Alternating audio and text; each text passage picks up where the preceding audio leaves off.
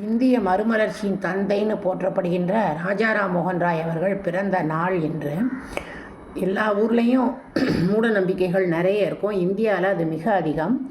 இந்தியாவில் ஒரு மிக கொடுமையான ஒரு விஷயம், கணவன் இறந்தவுடன் மனைவியையும் உடன்கட்டை ஏற வைக்கும், உயிரோட கொல்லும் அந்த சதி என்னும் மோசமான பழக்கம். தன்னுடைய அம்மாவை போல் வளர்த்த அண்ணியை உடன்கட்டை ஏற வைப்பதை பார்த்து பதைபதைத்து போன சிறுவன் ராஜாராம் மோகன் ராய் பெரியவனாக வளர்ந்து இந்த கொடுமையை நீக்க வேண்டும் என்பதற்காக ஆங்கில அரசுடன் போராடி சட்டத்தின் மூலமாக சதி என்னும் உடன்கட்டை ஏறும் வழக்கத்தை நிறுத்தி வைத்தார். பெண் சிசு கொலை, பெண்களுக்கு முழு உரிமை என்று பெண் விடுதலைக்காக அதிகமாக பாடுபட்டவர்.